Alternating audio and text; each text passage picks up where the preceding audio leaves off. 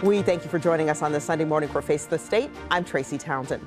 Ohio's 6-week ban on abortion is on hold again. The lawsuit that led to this temporary hold focuses on Senate Bill 23, which is the heartbeat law. It went into effect right after Roe v. Wade was overturned over the summer.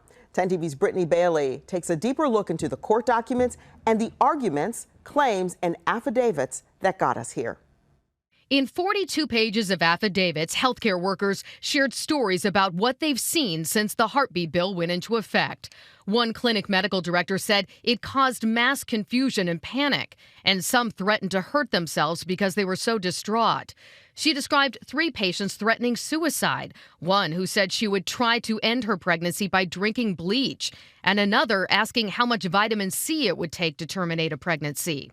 We also learned more about some of the patients, more than 30 described in the documents, who wanted to get abortions but were denied under the new law. A doctor from another clinic described a high school senior who suffered from hyperemesis or excessive vomiting. She wanted to end her pregnancy, was turned away, and ended up in the hospital on suicide watch. Another patient was so upset she said, "What do you want me to do, throw myself down the steps?"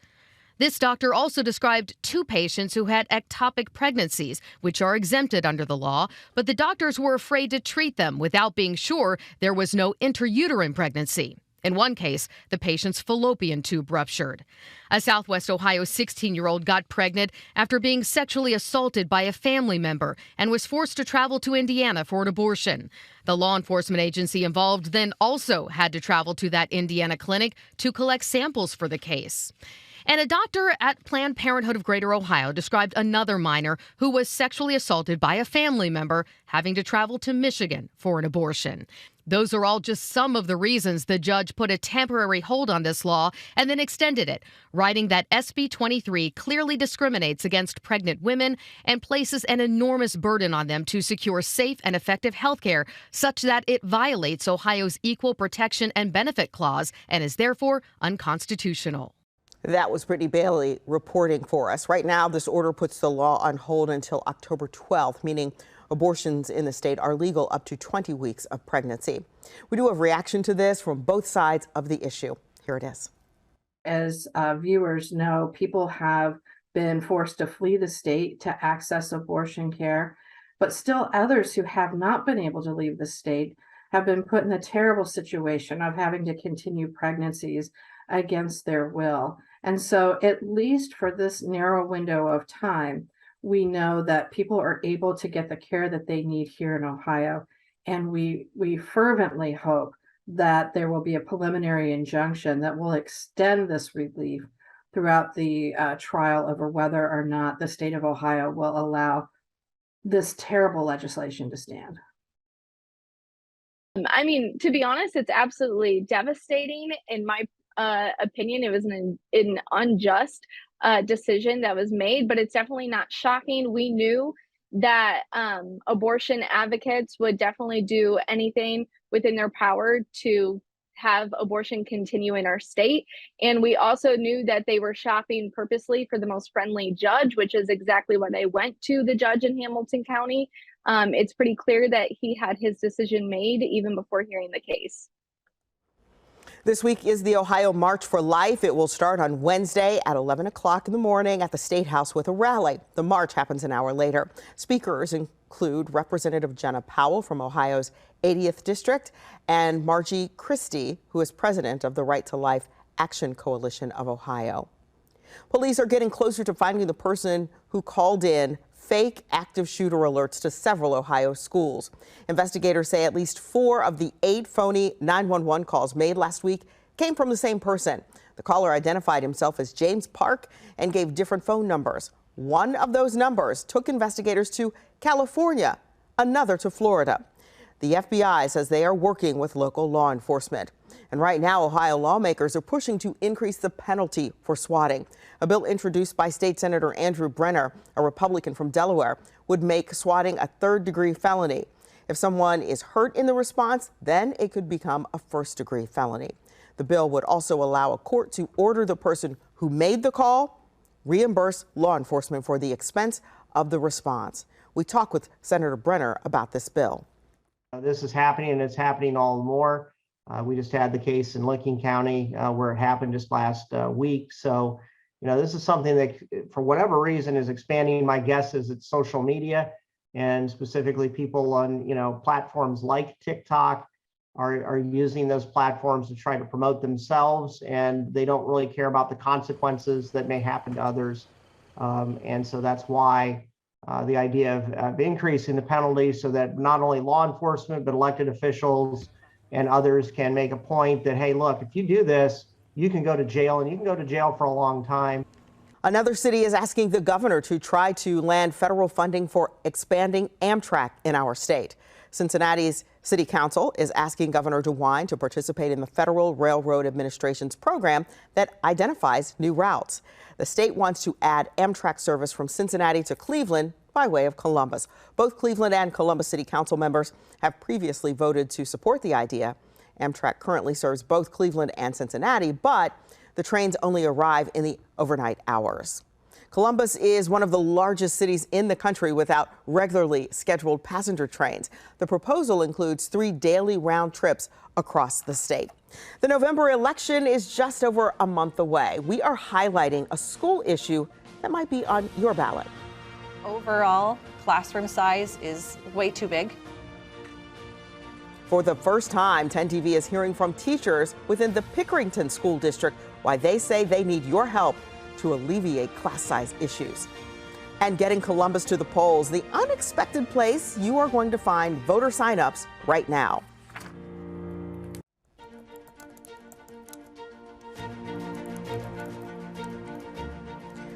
Two debates are confirmed this month in the race to represent Ohio in the United States Senate. Candidates Tim Ryan and J.D. Vance will face off October 10th in Cleveland and October 17th at Youngstown's historic Stambaugh Auditorium.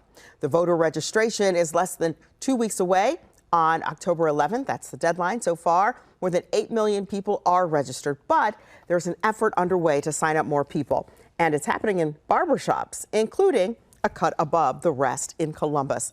The mission is to educate Ohioans and get them to register to vote.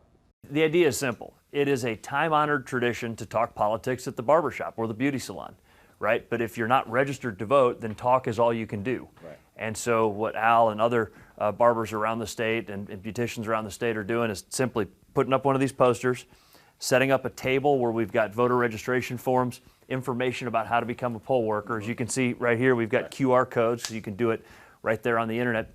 And the reminder is that we're just a couple weeks away from the deadline. October 11th is the voter registration deadline. If you're not registered, you can't vote. And so we want to see how many people we can get registered to vote between now and October 11th. As a barber, I think it's very important that they see a person like me that can influence others to get out and participate in the voting process and being able to engage in their own communities across the city. And I think it definitely helps with education, educating the barbers to be engaged in this process so they can talk to their customers, not trying to persuade people to vote who they're, but just understanding how the voting process works. And this initiative that we have is very good for even our young people to start seeing that this even exists and the importance of being involved in it, voting and being involved in democracy and helping your community with registering to vote. After registration, the next phase, making sure everyone knows their polling location. You can find that information at 10tv.com/featured links. Here are a few key election dates we really want you to keep in mind. Military and overseas voting begins on September 23rd. It began on September 3rd. And then again, voters must be registered by October 11th, the day before absentee and early in-person voting begins. November 8th. is Election Day, and on that day, you can ride COTA for free. The goal is to make it easier for people to get to the polls. There will be several school levies on the ballot in November, including one for Pickerington voters. The levy will provide more money to build new schools. 10 TV's Brian Somerville talked with teachers in that district about the overcrowding issue. Every action has its equal opposite reaction. The same is said for decisions. And in the Pickerington School District, Overall, classroom size is way too big. decisions made have stacked up reactions that teachers say are hurting students' education. We definitely need some extra space. Heather Perano teaches chemistry at Pickerington Central High School. Ann Lanier We don't have any more room to put them. a first grade teacher at Tollgate Elementary. Now, both of these schools in the district have been labeled as exceeding capacity when it comes to the number of students. If you combine our elementary school with a middle school, we are the size of a high school or junior high. Right now at Tollgate, capacity is 700. Currently, there are 900 students. Last year, I had 28, 29 kids in our classes, 30 kids in some classes. I've never, ever seen that in my career, ever. In Perano's chemistry room, 32 students. It is hard to get the one-on-one attention you need as a teacher in a classroom like that where you have that many students. The district has been dealing with a growing population for years, but levies in 2020 and 2021 were both failed by voters. And as time goes on, the district likens this problem. It is, absolutely. To a never-ending game of dominoes, or Jenga in this case. Either way, the point is about a chain reaction. Pickerington Education Association President Brad Harris graduated from Pickerington. So where I'm sitting now actually used to be lockers. The wrestling champ in '96 remembers the need for 2 high schools and creating Central and North, where he now teaches and battles overcrowding every day. But the reality is that even if there is a willingness to make smaller class sizes, we have nowhere to put the extra classrooms. I mean, there just is no space. A crucial need I think we're failing our kids, but we're failing our community. playing out in many classrooms. It is crucial. I think we're reaching that critical mass. We really, really can't take much more. And for the benefit of our student over and over and over, it's time. District-wide. So teachers tell me it's overcrowding, right? But it's not just overcrowding, because that touches many other issues like pickup, drop-off, bus routes, lunch, tardiness, behavioral issues. But what sets all of those issues into motion? Overcrowding. A bond put on November's ballot looks to help, one that the district says will not increase taxes, will build a new junior high school, provide renovations to other buildings, and add classrooms to both North and Central high schools. I'm afraid about what might happen if it doesn't pass. Lanier has taught for 20 years. Perano, 24. If the bond fails, they say the district's plans for remote learning, modular buildings, and redistricting is not ideal for students. That levy needs to be on everybody's mind. Hoping on November 8th to take action and put a stop to that reaction that teachers say is crippling their district and its students. In Pickerington, Bryant Somerville, 10 TV News.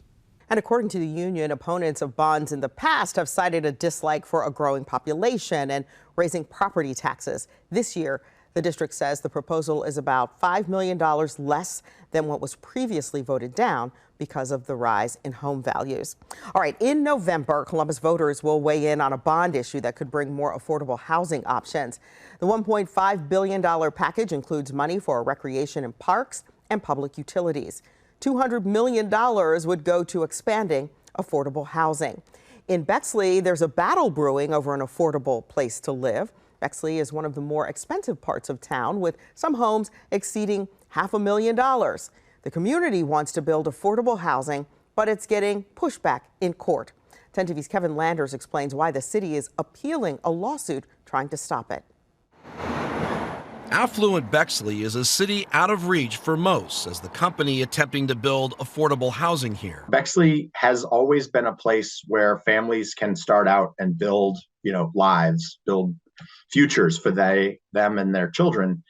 And that's gone away. unless you can afford a $400,000 or $500,000 house, you don't have access to Bexley anymore. The city is looking to change that. The Community Builders wants to build affordable housing on this property on Cassidy Avenue and this property on Livingston Avenue. Artist renderings show that both projects could look like this.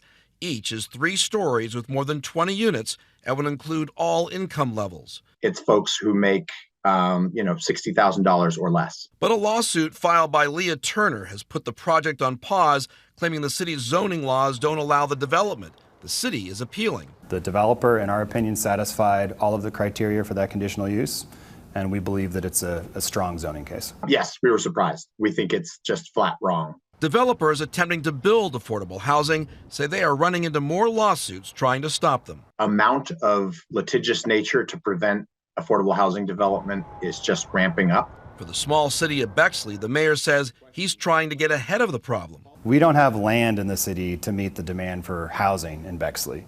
But others see the housing issue as something that shouldn't be built near them.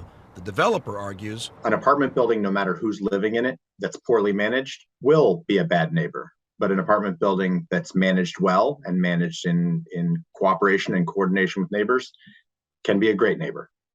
That was Kevin Landers reporting. The mayor of Bexley says he expects a judge to render a decision on its appeal in about 6 to 12 months. Right now, all eyes are on the global food insecurity crisis. President Biden recently announced that he would put nearly $3 billion toward the issue. The funding will go toward buying agricultural tools and supplies. $150 million of the money will go toward the Global Food Security Program. We talked with U.S. Senator Sherrod Brown to find out more about how that funding will help our state. I think that the issue of food scarcity is still in our country, and it's international, and we have a moral commitment and a practical commitment. I mean, one of the things I've worked hardest on for 10 years, and we've had success on it, but we got to continue it, the child tax credit. I know the child tax credit has made a huge difference. It's brought 40% of kids out of poverty. It's made a huge difference in making sure kids have enough to eat. A friend of mine said, when it comes to moderate and low income people, that the rent eats first. When parents have to choose, if I don't pay the rent, we're going to lose our apartment, so I'm going to deny my kids something else. Something else is often or sometimes nutritious food, and that's just unacceptable in this great state that I've called home my whole life, and that in this wonderful country. We're seeing some relief when it comes to the price of gas. With the midterms a few weeks away, some people have asked whether the election has anything to do with the drop in prices. Casey Decker with our National Verified team examined the data. Gas prices are continuing to drop from their record highs earlier this year. But this Facebook comment suggests the reason for that drop is political manipulation designed to give the party in power a boost ahead of the midterms. Other posts on social media have echoed that sentiment, suggesting gas prices go down before elections and then rise again after. So is there any validity to those claims? Do gas prices always go down before elections? To verify, we looked at historical data from the U.S. Energy Information Administration and Bureau of Labor Statistics and spoke with Ed Hers, an energy economics fellow at the University of Houston. The EIA has weekly data on gas prices going back to 1993. We isolated the periods before midterm and presidential elections, focusing on data from September through the first week of November.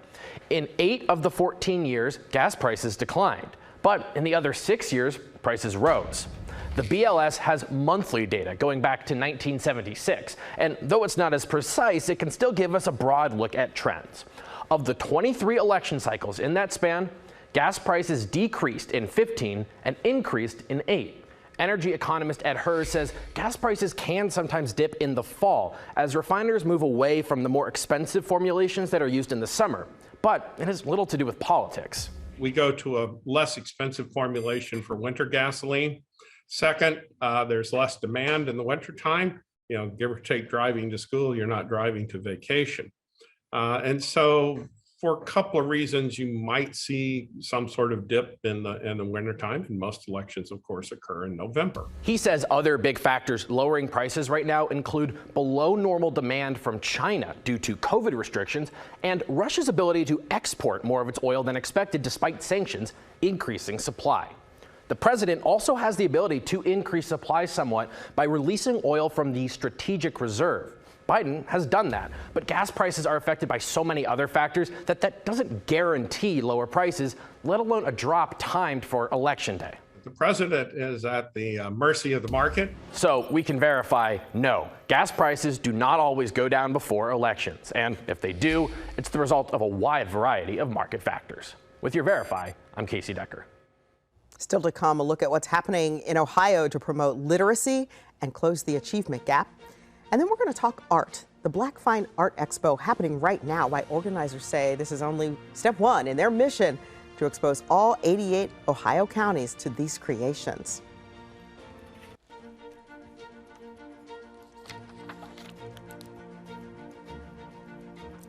New federal study results reveal students across the country fell behind in reading during the pandemic. Much of the evidence points to children who spent most of the time learning remotely during that 2020-2021 school year. There's a note of promise coming from what's called Second and Seven. The foundation is based in Columbus and founded in 1999 by former Ohio State University football players Luke Fickell, Ryan Miller, and Mike Vrabel.